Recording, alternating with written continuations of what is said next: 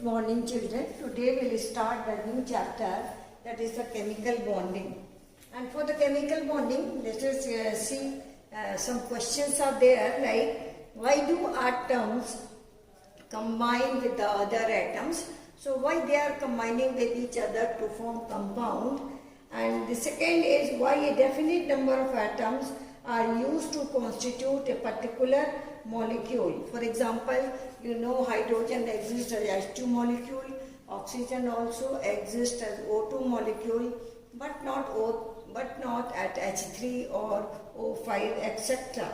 And next is why do molecules have definite shape, and what is the nature of force existing between the combining atom? So in these two questions are very important. First, why the atoms combine with each other, and second, what type of forces present between these atoms or in the formation of the molecules. So first, why do elements react with each other? Why do elements react with each other?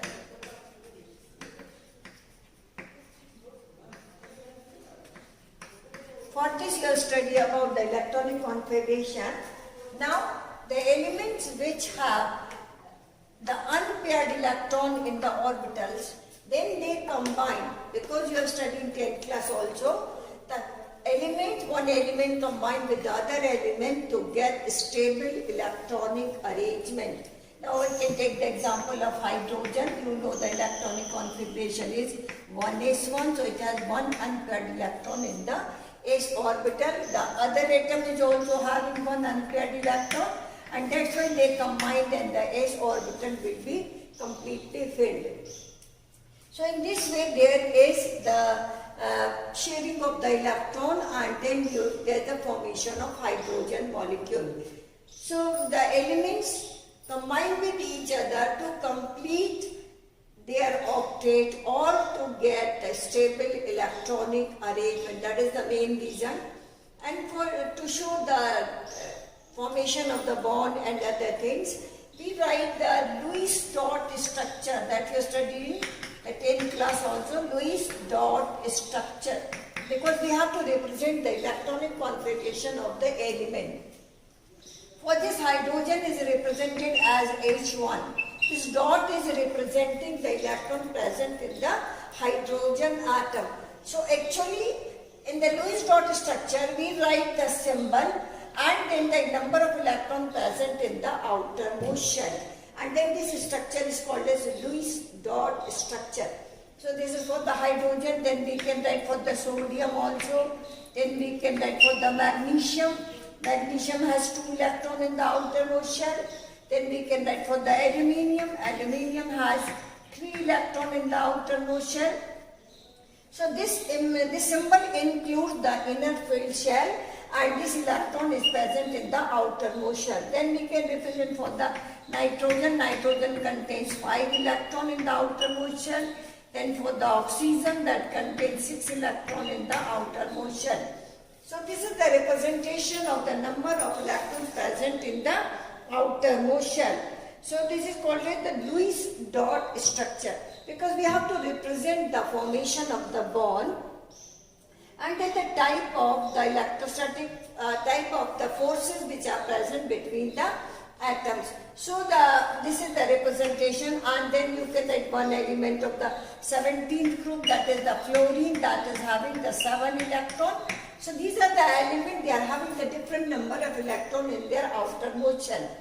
Now sodium gets stability by losing, because electronic configuration is 281. It will lose 1 electron and then it will be having the stable electronic arrangement. So these number of electrons which are present in the outermost shell, they are responsible for the chemical reactivity of these elements.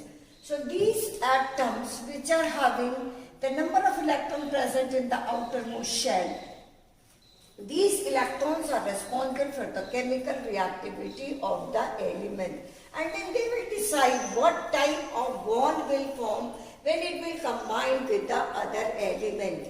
In the 10th class, we study about the 2 types of bond formation. One is the ionic bond and other is the covalent bond. Here also we will study the ionic bond formation. formation and covalent bond formation. So first we will study the ionic bond formation. And for the ionic bond formation, now you can see the elements here. They are having one, and magnesium is having 2 electrons in the outermost shell. Aluminium has 3 electrons, nitrogen has 5 electrons. So these elements will lose their electron to get the stable electronic arrangement. Whereas in case of nitrogen, it is having 5 electrons, so it will gain 3 electrons to complete its octet. Octet means 8 electrons will be present in the outermost shell. And when 8 electrons are present in the outermost shell, then it is called as stable electronic arrangement. In the similar way, oxygen has 6 electrons, so it will gain 2 electrons to get stable electronic arrangement. And then the fluorine has 7 electrons in the outermost shell, so it will gain 1 electron to get stable electronic arrangement. That will also define the valency of these elements, because you know the valency is defined as the combining capacity of the elements. So these are the number of electrons which are responsible for the chemical reactivity of the element. Now for the formation of ionic bond is formed when metal reacts with non-metal, because the metals are having the tendency to lose electron, because when the elements is having 1, 2 or 3 electron in the outermost shell, then they can easily lose their electron, and that is due to the ionization enthalpies. Clear? So now here you are studying about the ionization enthalpy. The sodium is having the lowest ionization enthalpy, and then there magnesium and then aluminium. So on the basis of the ionization enthalpy, there is the formation of a positive ion. So there is a formation of positive ion. When suppose it combined with the fluorine, then it will lose electron and the fluorine will gain electron. So there is the transfer of electron when sodium combines with fluorine. Fluorine has 7 electrons, 6 and 7, and sodium has 1 electron.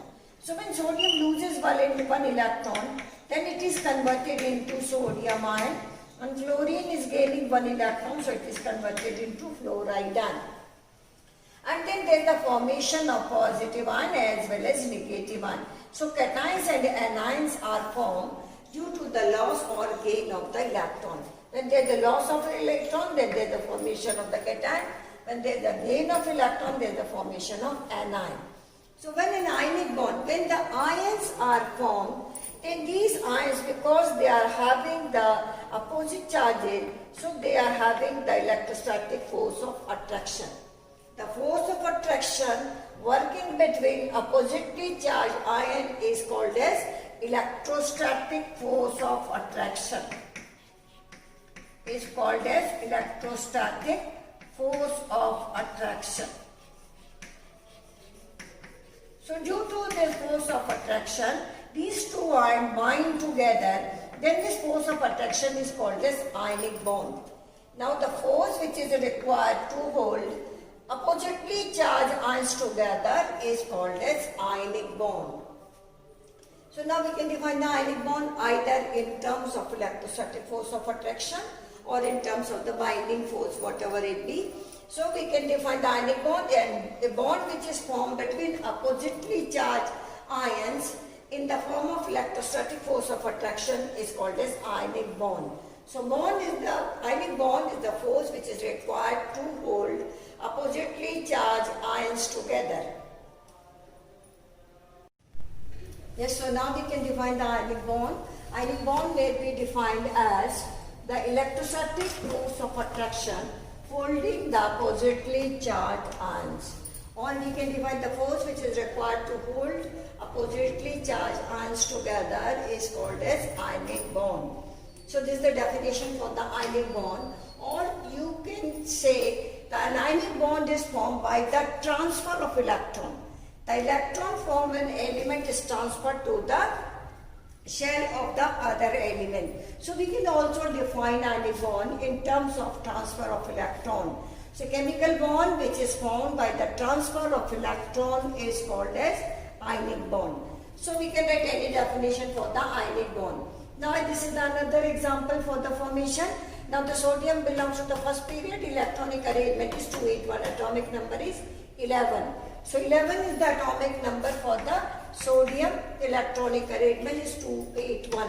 Now to get stable electronic arrangement, sodium will lose 1 electron and will convert into sodium ion. The chlorine belongs to the 17th group and atomic number 17 and electronic arrangement is 287. So here we can also write the atomic number. So it will gain 1 electron to complete its octet. Now the electronic arrangement will be 288. Now both these ions are having the stable electronic arrangement.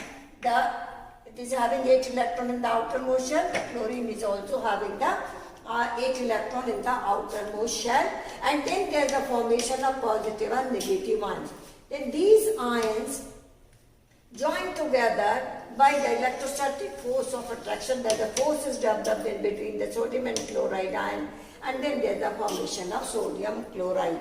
Now the line, this dotted line is representing the formation of the ionic bond. So we can say there is a transfer of electron from sodium to chloride ion.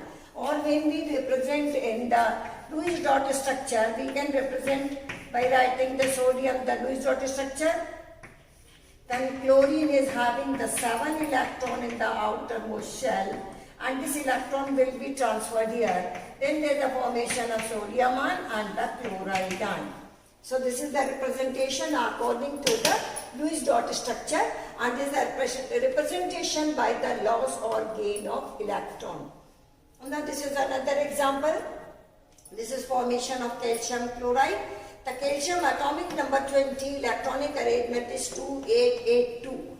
Now to get stable electronic arrangement, the calcium will lose 2 electrons, and then it will be having the stable electronic arrangement or 8 electrons in the outermost shell. And then the calcium will be converted into calcium 2 positive ion. Now when it combines with the chlorine, now you can see that the chlorine has 7 electrons in the outermost shell, and it can gain only 1 electron. And that's why to satisfy the valency of calcium, we need 2 chloride ion for the gain of 2 electrons.